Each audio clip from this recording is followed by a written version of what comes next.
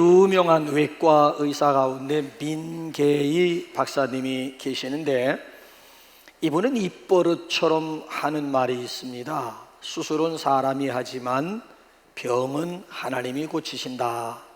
수술은 사람이 하지만 병은 하나님이 고치신다.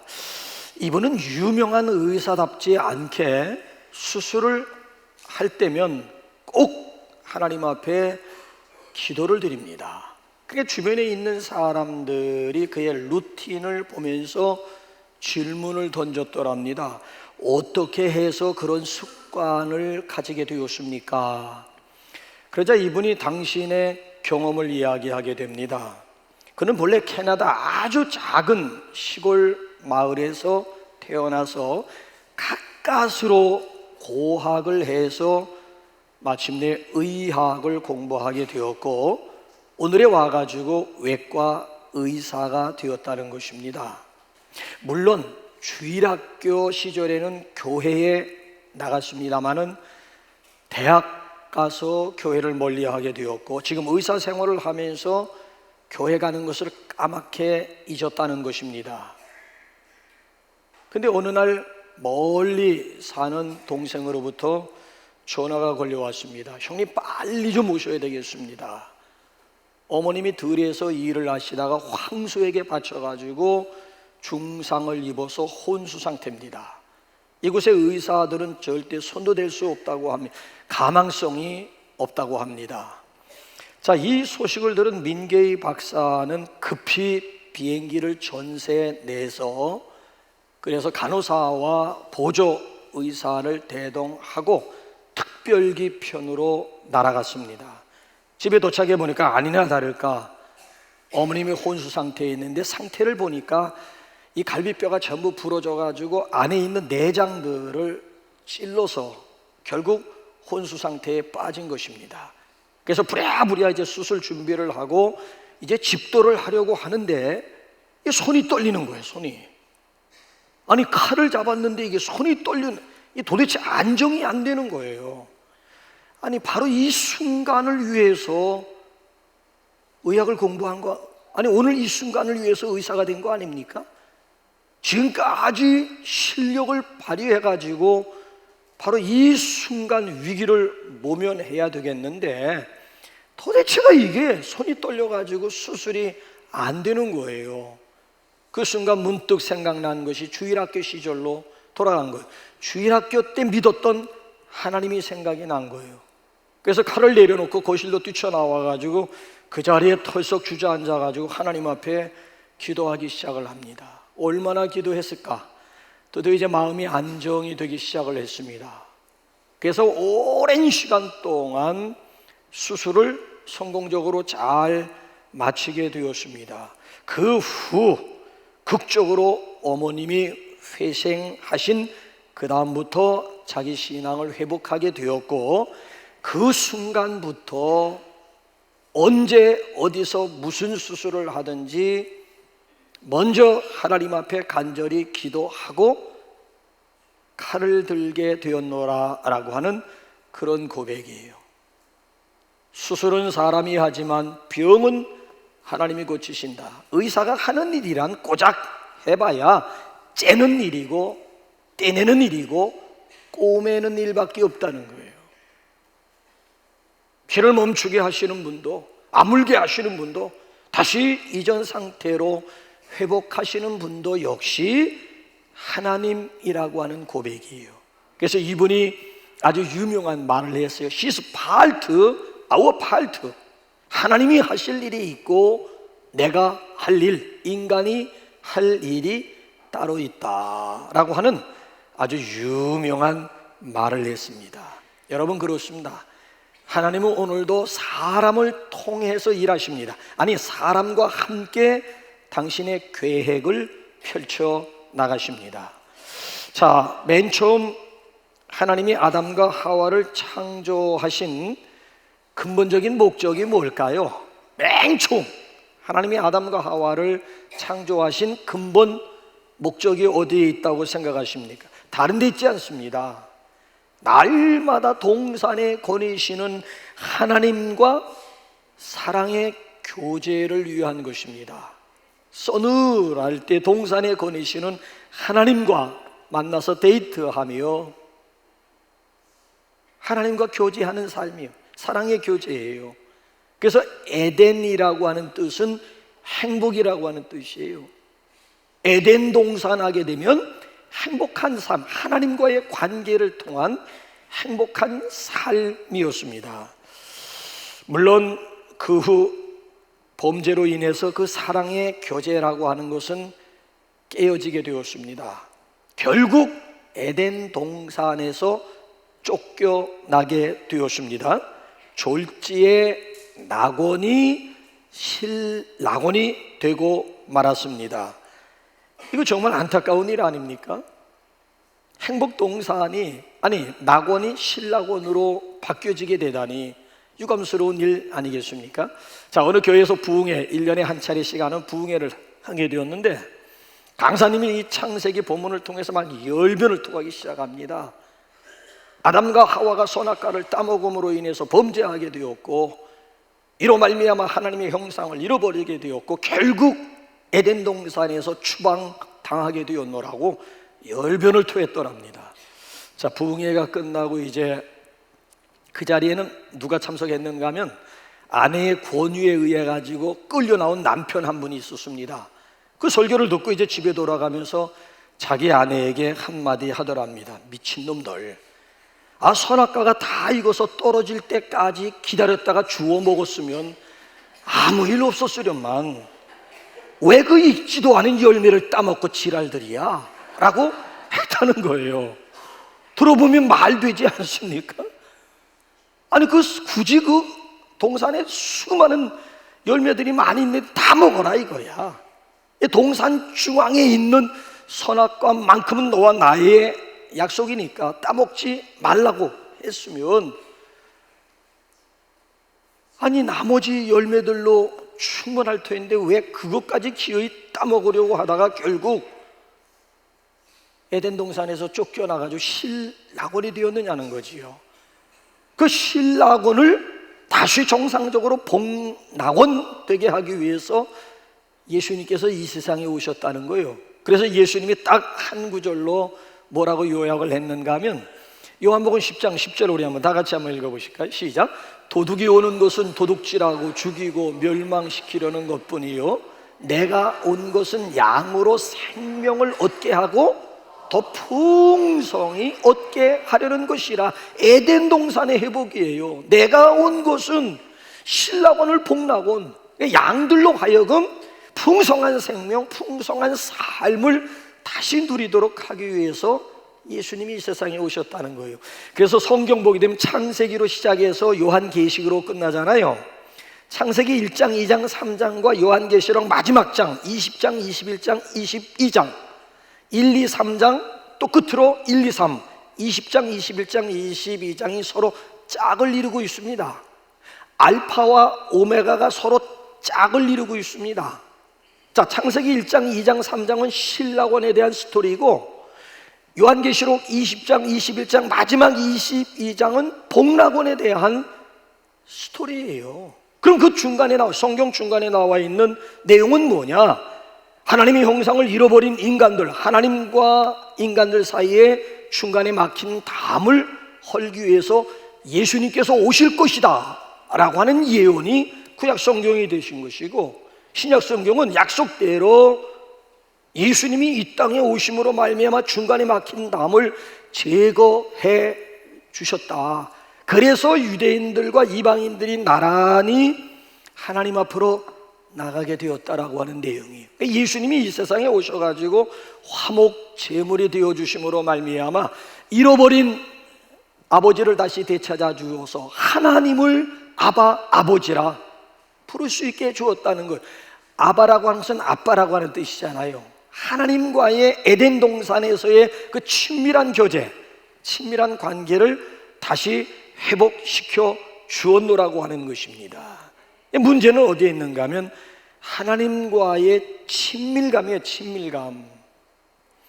여러분들은 어느 정도로 하나님과 아주 가까운 관계를 유지하고 계십니까? 하나님과 여러분들의 친밀감을 숫자 10으로 표현을 하라고 한다면은 현재 여러분들과 하나님과의 관계, 하나님과의 친밀감은 어느 정도 10점 만점을 드린다면은 몇 점짜리라고 여러분 스스로가 생각을 하십니까? 오늘 여기 본문 말씀을 보게 되면은 창조의 오리지널, 창조의 원형을 우리에게 소개하고 있잖아요.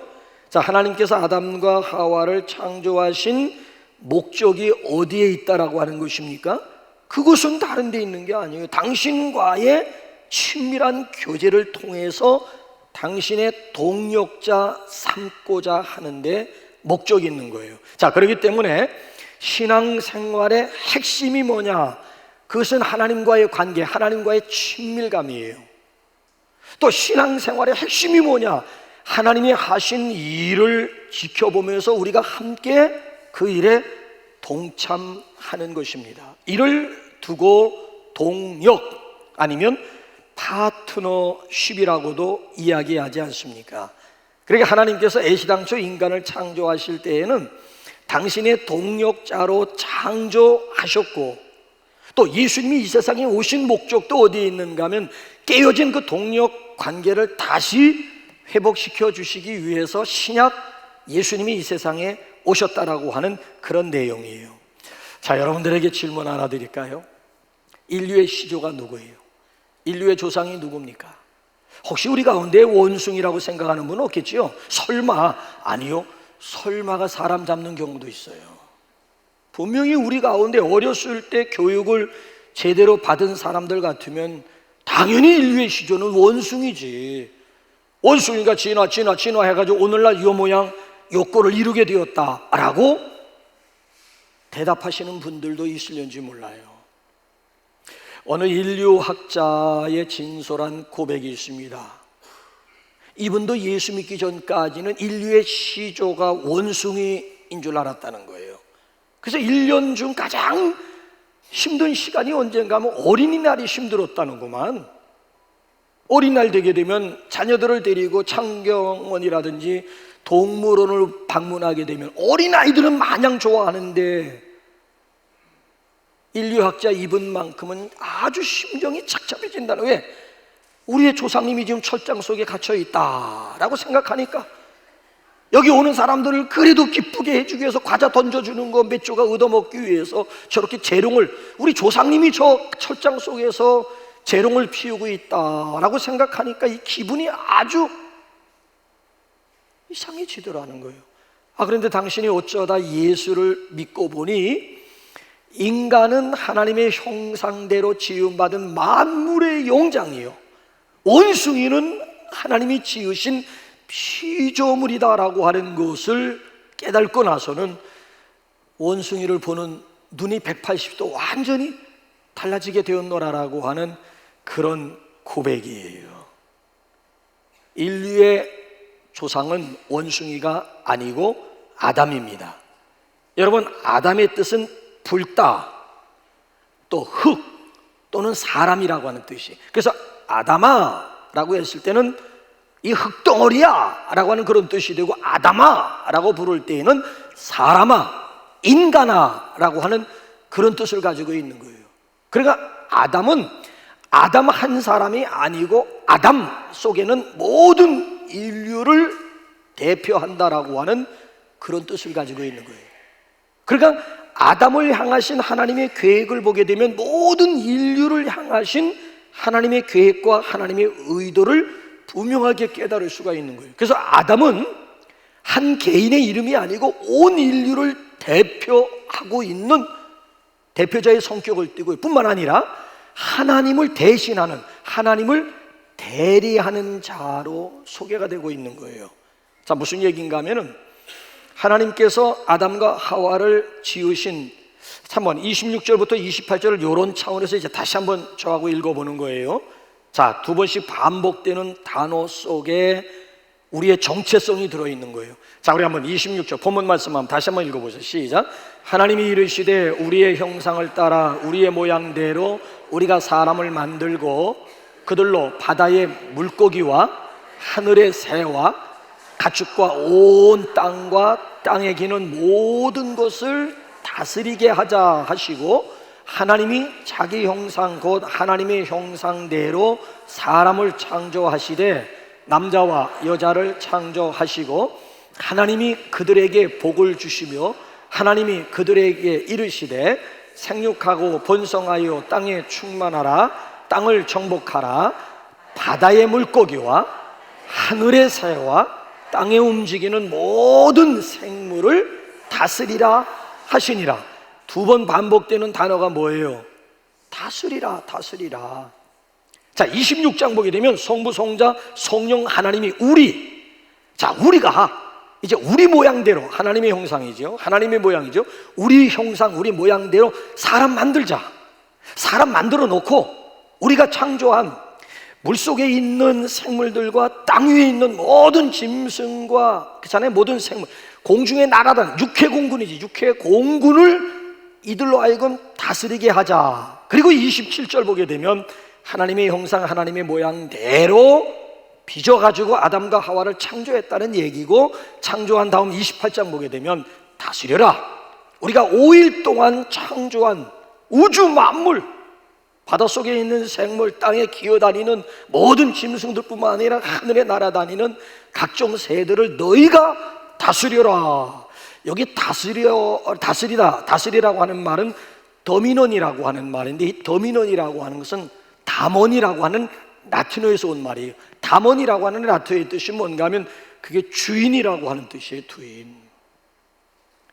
하나님이 창조해놓고 창조한 물건을 누구로 하여금 다스리게 만들고 누구로 하여금 관리하게 만들었는가 하면 하나님의 형상대로 지음받은 아담과 하와로 하여금 하나님이 지으신 우주 만물을 관리하도록, 다스리도록, 주인을 대신해가지고 이 모든 것들을 다스리도록 하나님이 위임해 주셨다라고 하는 이야기예요. 그렇기 때문에 인간이 자연을 숭배한다라고 하는 것은 주인의 위치가 아닙니다. 또 인간이 하나님이 창조하신 우주 만물을 막 오염시키고 막 훼손시키는 것도 이거 주인의 마음이 아니고, 그건 주인의 마음이 아닌 거예요. 자, 자연을 다스려야 될 인간들이 다스림을 받아야 되는 자연 앞에 지금 무릎을 꿇고 있잖아요. 지금 이거 우리가 다스려야 되는 거, 우리가 관리해야 되는데 관리를 받아야 될 자연 앞에 인간들이 무릎을 꿇고 자연을 숭배하고 있는 자연 신론자들이 얼마나 많은지 몰라요. 자연이 신으로 해요. 자연이 신이라는 거. 더군다나 하나님께서 우리에게 물질을 주시고 돈을 주실 땐 그거 다스리라고 주신 거예요.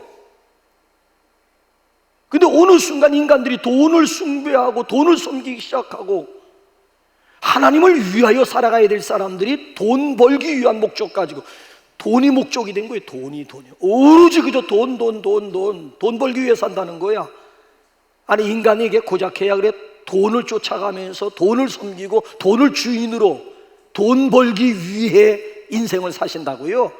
아니, 그건 우리의 종이고 우리가 다스려야 될 것인데 수단이야. 수단. 돈이라고 하는 건 그냥 이 세상 살아가면서 편리하게 살기 위한 하나의 수단, 방법은 될 수 있을지 모르지만 어떻게 돈이 인생의 목적이 될 수가 있다는 거요. 그러니까 불행한 인생이지.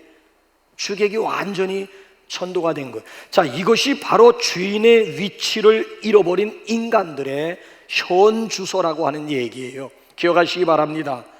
오래된 고목나무라든지 큰 바위는 우리가 다스려야 되는 피조물에 불과한 것이지 섬김의 대상이 될 수, 숭배의 대상이 될 수가 없다는 거야.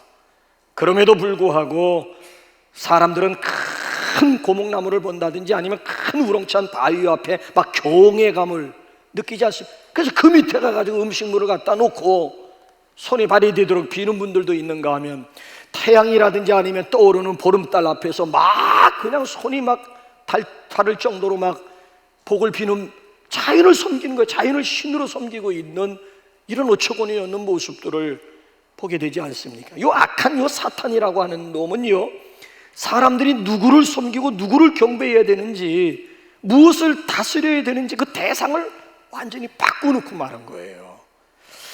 우리는 잃어버린 하나님의 대리자, 우리 주인의 위치를 다시 회복해야 할 줄로 믿습니다. 자, 그래서 1장에 보게 되면 우리가 하나님의 동력자, 하나님의 대리자 또는 하나님의 파트너라고 하는 것을 다스려라 라고 하는 이 단어 속에서 설명하고요, 2장으로 넘어와 보게 되면 우리는 역시 하나님의 동력자다, 하나님과 우리는 파트너다.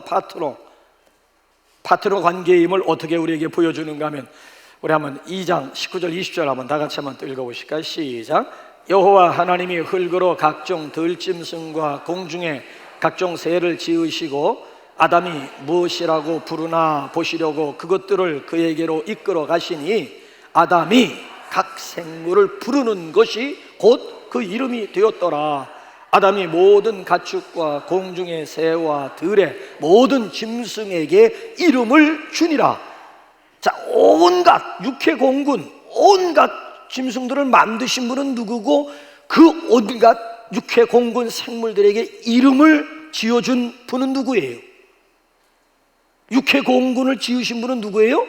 하나님이 지으셨고, 지은 그 생물들에게 일일이 이름을 지어준 분은 누구예요? 아담. 그럼 뭐예요? 하나님과 아담과의 관계는 무슨 관계라는 거예요? 동력 관계라는 거예요. 동력. 히스 파트가 있는가 하면 아워 파트가 있는 거예요. 하나님이 하실 일은 창조하는 일이고 인간이 할 일은 창조한 그잖아요, 생물들에게 이름을 줄 뿐만 아니라 그 생물들을 1장에 보면 다스리는 일, 하나님을 대신해서 관리하는 일을 우리 인간이 맡게. 이러므로 하나님과 우리와의 관계, 가장 기본적인 관계는 바로 파트너십이라고 하는 거예요. 파트너 관계요, 동력 관계라고 하는 것을 우리에게 분명히, 그래서 인간을 만물의 뭐라고 그래요? 영장이라고 하는 거예요. 그런데 여기서부터 우리를 안타깝게 만드는 사건이 하나 발생하게 되지요. 자, 하나님께서 아담에게 부여해 주신 엄청난 특권, 이 모든 것을 네가 다스려라, 다스림에 대한 권세, 엄청난 특권과 권세를 아담에게 주었는데, 이 아담이 이런 엄청난 권세와 영광을 누구에게 넘겨주었는 줄 아십니까? 기가 막힌 거. 역사적으로 보면 이건 너무 기가 막힌 거야. 자, 우리 한번 누가복음 4장 5절 이하를 한번 보세요. 이 아담에게 주어진 이 엄청난 권세, 하나님과의 파트너, 하나님의 동력자, 창조하신 모든 것 네가 다 다스려라, 이름도 한번 네가 줘라. 이 엄청난 권세요, 엄청난 영광인데, 아담이 글쎄 이 권세와 영광을 누구에게 빼앗기고 누구에게 넘겨주었는지 보시라고요. 시작. 마귀가 또 예수를 이끌고 올라가서 순식간에 천하 만국을 보이며 이르되 이 모든 권세와 그 영광을 내가 내게 주리라. 이것은 내게 넘겨준 것이므로 내가 원하는 자에게 주노라. 그러므로 내가 만일 내게 절하면 다 내 것이 되리라. 이 마귀가 공생애를 시작하는 예수님을 시험하는 거예요. 유혹을 하는데 세 가지 가지고 유혹을 하는데 그 중에 하나가 뭔가 하면 온 천하의 영광을 다 보여주고 나서 내게 이 시간 무릎만 꿇으면, 절하기만 하면 이 모든 권세와 이 모든 영광을 내가 너에게 주겠다. 이거 내게 넘겨준 것이기 때문에 내가 지금도 원하는 자에게 얼마든지 내가 줄 수가 있어. 그러니 무릎 꿇어. 이 마귀가 예수님 앞에 무릎 꿇기만 하면 내게 넘겨온 이 권세와 영광을 내가 순식간에 다 너에게 주겠다라고 하는 유혹이었어요. 유혹. 그런데 놀라운 사실은 이 마귀의 이 제안에 대해서 예수님이 부정하지 않았다는, 인정했다는 거예요. 이 모든 권세와 영광은 내 것이다, 마귀가 내 것이다 라고 했을 때, 너 무슨 헛소리하고 있는 거야 이 자식이. 이거 아직까지 하나님 보좌에서 쫓겨나서 정신 못 차렸구만 이놈이고, 이 루시퍼, 이 사탄 이놈이고, 아직까지 구약에서 정신 못 차리고 신약에 와서도 똑같은 짓을 하고 있네. 예수님이 얼마든지 반박하실 수가 있고 부정하실 수가 있는데, 예수님이 이 모든 것 내게 넘겨주었다라고 하는 이 사실에 대해서 예수님이 단 한마디도 반론을 인정했다라고 하는 얘기예요. 자, 그래서 여러분 신약 성경을 보게 되면 마귀라고도 하는 사탄이라고도 하는 마귀에 대해서 신약 성경이 뭐라고 증거하는지 한번 도표 한번 띄워주실래요? 자, 고린도후서 4장 4절 보게 되면 마귀, 사탄을 이 세상 신이라고 그랬고요. 요한복음 12장 32절에서 예수님도 마귀, 사탄을 이 세상의 임금이라고 그랬고요. 에베소서 2장 2절 말씀 보게 되면 공중에 오늘도 권세를 잡고 있는 놈은 역시 마귀요 사탄임을 인정한 거예요. 그래서 그 권세를 맨 처음에 아담에게 허락해 주신, 엄청나잖아. 이름도 아담이 짓고 네가 한번 이름 줘봐. 내가 5일 동안 창조한 거 모든 건 네가 다스려라. 네가 주인이다. 네가 관리하고 네가 다스려라. 엄청난 권세를 하나님으로부터 위임받은 이 아담이 마귀에게 넘겨준 거예요. 뱀의 꼬임을 받아가지고 결국 하나님 앞에 범죄하게 되고 마귀의 말에 순종함으로 말미암아 결국 이 권세와 영광이 그대로 주인 마귀에게로 넘어가게 되었다는 거예요. 자, 이 사실에 대해서 로마서 6장 6절이 딱 한 구절로 우리 요약을 하는데 한번 보실까요? 시작. 너희 자신을 종으로 내주어 누구에게 순종하든지 그 순종함을 받는 자의 종이 되는 줄을 너희가 알지 못하느냐. 혹은 죄의 종으로 사망에 이르고 혹은 순종의 종으로 의에 누구에게 순종하든지 순종함을 받는 자의 종이 된다는 거예요. 하나님의 말씀에 순종하면 하나님의 종이 되는 것이고 마귀에게 순종하면 마귀의 종이 된다는 거야. 그러니까 아담과 하와는 갈림길에 있는 거야. 따먹지 마라. 따먹는 날에 죽는다라고. 하나님의 말씀에 순종할 것이냐? 아니야. 그거 따먹으면 너희 눈이 밝아져서 하나님처럼 되는데 마귀가 지금 속삭이는 거야. 하나님은 먹으면 죽는다고 했고 마귀는 죽지 않는다. 너희가 그 선악과를 따먹기만 하면 눈 밝아져서 하나님과 똑같은 존재가 된다. 자, 누구의 말을 따르고 누구의 말을 순종. 결국 이 아담과 하와는 마귀, 뱀의 유혹에 넘어가서 결국 뱀의 말에 순종함으로 말미암아 마귀의 종이 되게 되고 죄의 종이 되어버리고 말았다라고 하는 거예요. 야, 그러니까 하나님께서 그들에게 위임하신 엄청난 권세와 영광을 그대로 마귀에게 상납을 해버리고 만 거야.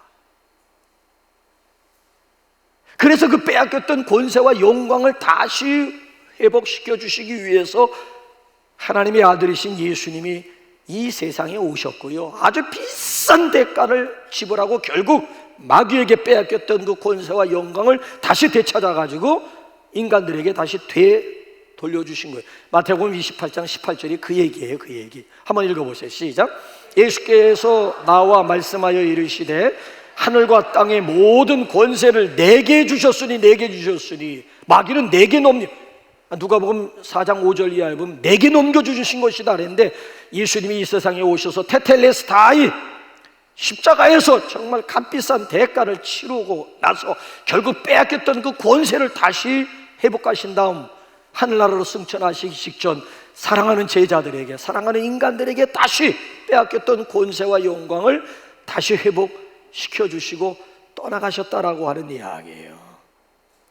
야, 하나님이 창조하신 창조의 원형을 예수님이 오셔가지고 회복시키고, 그래서 우리 안에 깨어졌던 하나님의 형상이 다시 회복이 되어서 우리가 이제는 하나님과 인격적인, 왜? 하나님의 형상이 있어야 하나님과 인격적인 교제와 만남이 가능한데 예수님이 오셔서 잃어버린 하나님의 형상 다시 되찾아 주심으로 인해서 오늘도 우리가 하나님 앞에 담대한 마음을 가지고 나와서 하나님과 인격적인 만남, 행복을 누리는 행복한 성도들이 될 수가 있었던 거예요. 어떻게 우리를 당신의 예수님이 오셔가지고 어떻게 우리를 당신의 동력자 삼아 주었는지 시간이 없기 때문에 예수님을 증거하고 있는 마태복음, 마가복음, 누가복음, 요한복음 마지막 장 마지막 절 정말 읽어보게 되면 예수님이 오셔서 어떻게 잃어버린 하나님의 형상을 회복시켜 줄 뿐만 아니라 하나님과의 동력 관계를 다시 정상적으로 회복시켜 주었는지 확인만 하십시다. 확인만. 마태복음 28장 마지막 우리 한번 절 한번 볼까요? 시작. 그러므로 너희는 가서 모든 민족을 제자로 삼아 아버지와 아들과 성령의 이름으로 세례를 베풀고 내가 너희에게 분부한 모든 것을 가르쳐 지키게 한, 그러므로 너희는 가서 제자를 삼아라. 아니, 예수님이 이 세상에 오신 목적이 뭐예요? 아니, 공생에 3년 동안 예수님이 하신 일이 뭐예요? 제자 삼는 일을 한 거야. 갈릴리 바닷가에서 12명의 형편없는 제자들을 불러가지고 3년 동안 데리고 다니면서 보여주고 들려주고 그리고 가르쳐 주면서 3년씩 제자 훈련하시고 떠나가시면서 당신이 하셨던 일들을 12명의 제자들에게 오늘 우리에게 위임한 것, 너희는 가서 모든 민족을 내가 너희를 제자 삼았듯이 너희도 모든 민족을 대상으로 해서 제자 삼아 당신이 하셨던 일도 제자들에게 그대로 위임하셨고요. 그 다음에 마가복음 마지막 장 또 마지막 절 우리 한번 볼까요? 시작. 또 이르시되 너희는 온 천하에 다니며 만민에게 복음을. 누가? 너희가 만민에게 복음을 전파해라. 예수님이 이 세상에 오신 목적은 뭐예요? 그럼 1장 가보세요. 1장 38절 보면 예수님이 이 세상에 오신 목적이 뭔지 시작. 이르시되 우리가 다른 가까운 마을들로 가자. 거기서도 전도하리니 내가 이를 위하여 왔노. 예수님이 무엇을 위하여 이 세상에 오셨다고요? 전도. 그래서 예수님이 이 세상에 오신 목적이 전도하기 위해서 오셨는데 다시 하늘나라로 떠나가면서 너희는 온 천하에 다니면서 만민에게 복음을. 아니 예수님이 전도하셨는데 떠나가시면 그 바톤을 제자들에게 오늘 우리에게 그대로 또 위임하신 거예요. 자, 이번에 마태복음, 마가복음, 그 다음 누가복음 마지막 장 또 마지막 부분 한번 볼까? 시작. 내가 아버지께서 약속하신 것을 너희에게 보내리니 너희는 위로부터 능력으로 입혀질 때까지 이 성에 머물라. 예루살렘 성 떠나지 말라는 거예요. 제자들 고향은 북쪽 갈릴리야. 내가 없어졌다고 해서 여기 예루살렘 떠나지 말고 여기 머물러라. 언제까지? 위로부터 능력이 입혀질 때까지, 성령의 능력을 받을 때까지 예루살렘을 떠나지 마라. 내가 가면 반드시 성령의 능력 보내줄 것이다. 성령의 능력을 입혀지는 성령의 능력을 보내주는 목적이 뭐예요? 예수님이 마지막, 여러분 사도행전 1장 8절 한번 읽어보세요. 예수님 말씀 시작. 오직 성령이 너희에게 임하시면 너희가 권능을 받고 예루살렘과 온 유대와 사마리아와 땅 끝까지 이르러 내 증인이 되리라. 자, 위로부터 능력이 입혀질 때까지 자, 성령의 능력이 임하면 제자들이 무엇이 된다는 거예요? 예수 증인 된다는 거예요. 예수님은 하나님의 증인, 하나님을 증거하기 위해서 세상에 오셨고 당신 떠나가면서 당신을 증거할 자는 너희다. 그냥 증인되는 것이 아니라 성령의 능력을 받아야 너희가 내 증인이 될 수가 있어. 자, 그 바톤, 하나님으로부터 받았던 바톤을 그대로 제자들에게 위임.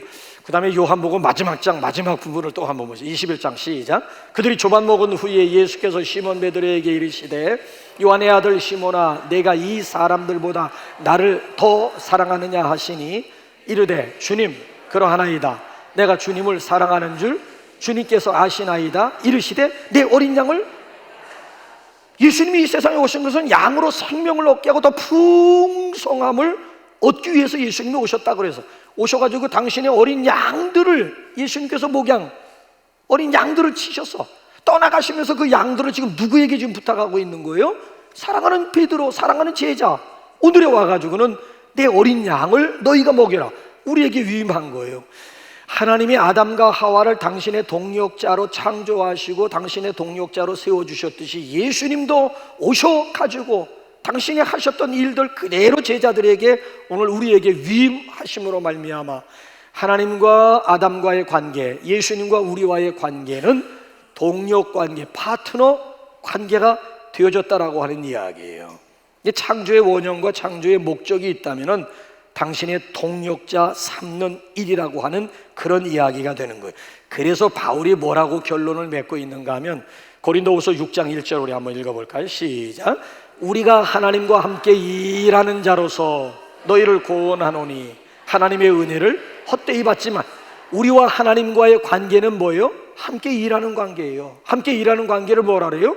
동력관계라고 하는 거예요. 동력자 파트너의 파트너. 하나님은 나의 파트너. 또 하나님의 파트너는 저와 여러분이 된다라. 하나님과 함께 일하는 자. 그래서 고린도전서 3장 9절 말씀 보게 되면 노골적으로 우리는 하나님의 동력자요 그랬어요. 우리는 하나님의 동력자요. 아담 얘기가 아니에요. 12명의 제자 얘기가 아니에요. 우리는 하나님의 동력자다. 우리는 하나님과 함께 일하는 자다.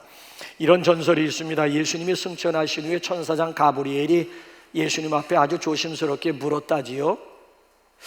천사장이 내려다볼 때는 예수님이 하신 일은 지극히 팔레스틴 중심이었어요. 이스라엘 그 조그만 강원도만한 땅덩어리에서 지지고 볶고 하시다가 지금 오셨는데, 오실 때 다 이루었노라. 천사장 가브리엘 볼 때는 다 이룬 게 아니라, 왜? 온 세상을 구원하기 위해서 내려가신 분이 온 세상 다니지도 않고 팔레스틴에서만 33년 동안 지지고 볶고 하시다가 돌아오시면서 다 이루었다. 정말 다 이루신 것입니까? 라고 물었더니만 다 이루었노라.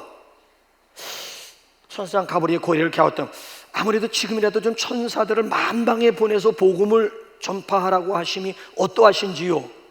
그 소리를 듣고 예수님이 이런지 그럴 필요 없노라, 이런지하에 거절하셨다고 그래요.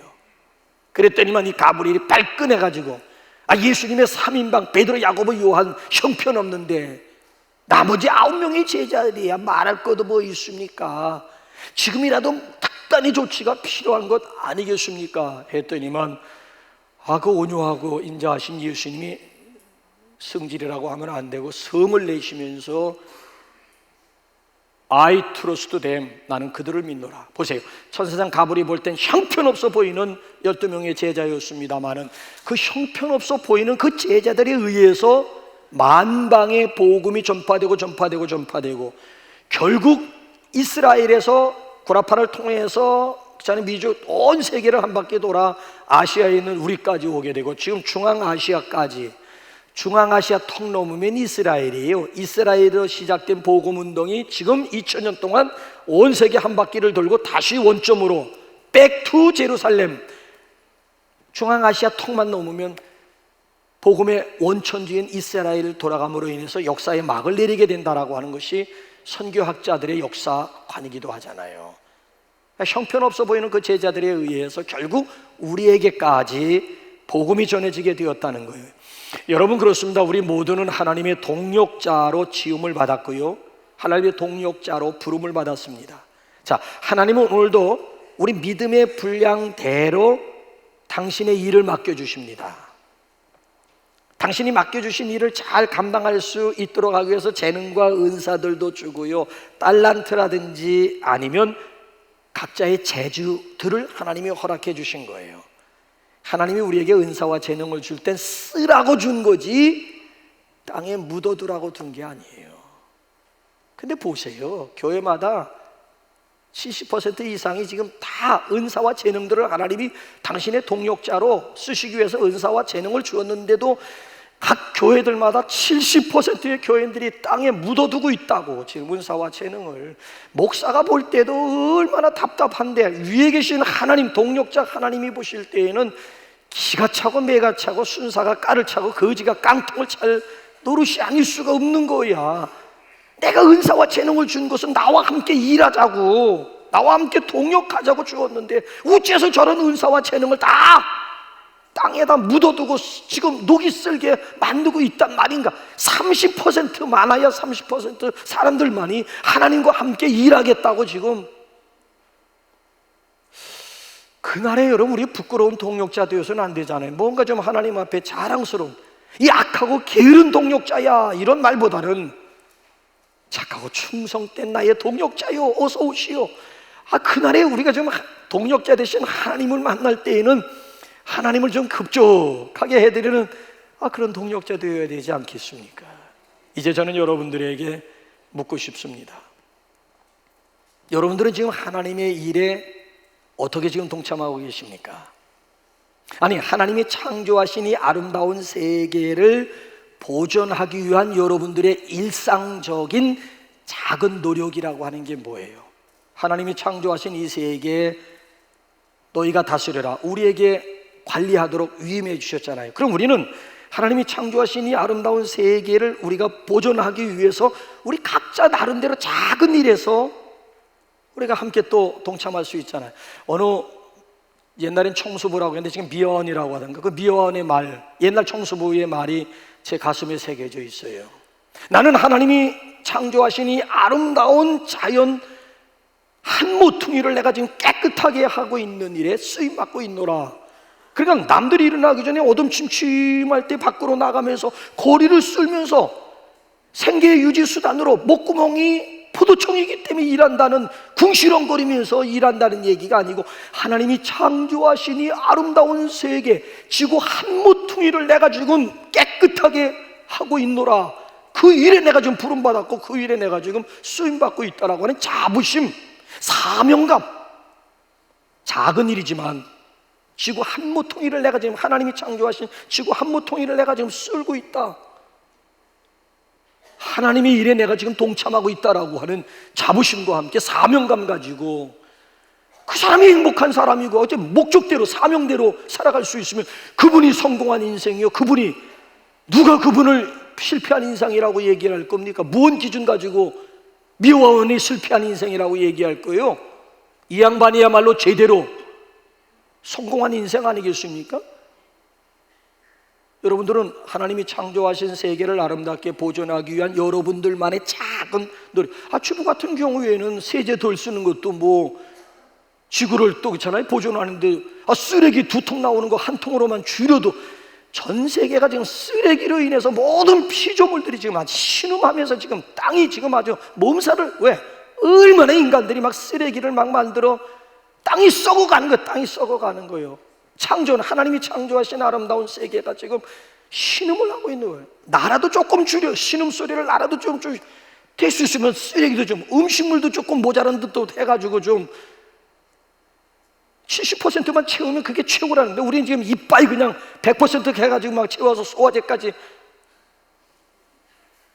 아니에요. 그러니까 우리 위에 70% 조금 더 먹고 싶다 싶을 때 딱 숟갈 놓으면 그게 이제 포만감이 일어나가지고 결국 아주 행복. 저 같은 경우에도 너무 먹으면 막 짜증이 나요. 나중에는 막 욕심사납게 막 먹어야 되잖아요. 이 미련한 놈, 내 스스로, 이 미련한 놈아. 먹고 나서 그 다음에 막 포만감이 들다 보니까 너무 힘들으면 행복한 마음이 아니라 그 순간 막 짜증이 일어나는 거 있죠. 막 짜증이, 화장실에 가지고 어떤 때 막 손가락을 집어넣어가지고, 이 미련한 곰탱지 같은 놈아, 내 스스로가. 그건 아니잖아요. 그래, 우리가 조금만 우리 삶 가운데서 나도 하나님의 동력자, 얼마든지 하나님이 하시는 일에 우리가 동참할 수 있잖아요. 우리 옆에 있는 분하고 한번 인사합시다. 당신은 하나님의 동력자이십니다. 한번 인사할까요? 자, 320장 우리 찬송, 나를 일꾼 삼으신